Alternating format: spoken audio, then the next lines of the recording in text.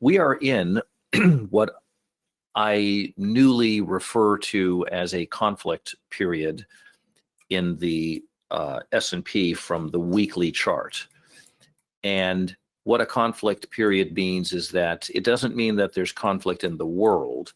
It means that there is an inherent conflict mathematically in the market. And in this particular case, the conflict would be occurring if the market closes above this week, above 42.02, which it's certainly going to, because that's where my cursor is here. And then it would run up to a whole bunch of very important levels on the upside, like the ones that we're at right now.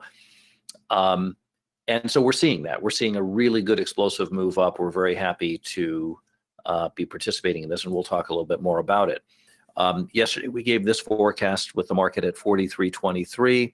The S&P is going to advance from 43.23 up to 43.56 to 58, and they went up to 67.50. That certainly completed that initial move that we were talking about. In today's session, excuse me, we forecast early this morning, and let's make sure that we can see where today and yesterday ends here. And actually, this has Globex on it, so let's take it off. There we go. So this makes it a little easier. This is the first bar of today. We were forecasting in the first bar of today that today's session, it would run up to, ultimately up to 43.83 to 84 in today's session. And we have now done that, and we're up at 43.89.50. Now, there are higher prices that are going to happen, but for the purposes of literally trading what we did today, we wanted to trade up to ultimately to the 83 to 84 level. One of the things we did in today's session, utilizing the square principle, is the pullback that occurred, which was right here. This is pretty strong. We went long at 43.38. Now, some people got long at some other level above that, but the main level was 43.38. They made a swing low of 43.34, and that's all she wrote. And then we went up to 43.84. Now, there's just bloody no way for you to know that something like that move, 50 points, is going to happen without the knowledge of the square principle. You have to have that knowledge in order to really say, hey, this is what I think is likely going to occur. Let's take a look at all the charts. Here's the daily chart. So this happens to be the daily chart. I showed you the weekly. Let's go through them all really quickly.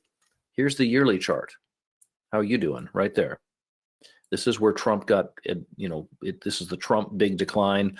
Then the market rallied up. We're now in a major correction. I gave out a forecast today for where the market's going to be in the third quarter. Wonder if you'd like to know what that is. Are they going to be a bunch lower in the third quarter, or are they going to be a bunch higher in the third quarter? I wonder what you think. So this is the semi-annual chart. Let's take a look at the quarterly chart. Here it is. Now, this chart is somewhat important because we're using this chart to now forecast where the market's going to be in the third quarter, amongst other charts, amongst other things, to really be able to say what is likely going to occur in that time frame. And then here is the monthly chart. As you can see, we're now, starting to firm up on the month. Those of you that have reflected wave know that we have a reflected wave monthly bottom.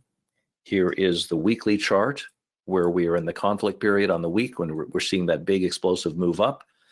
And, we're going to be up, significantly, we're going to be at 44.03 and some other numbers on the upside before all this is done. But if you want to get them all, you can come into the room, come in, take a trial, and check out what we're doing. Then we have the daily chart here, which is in a very strong position, as you can see.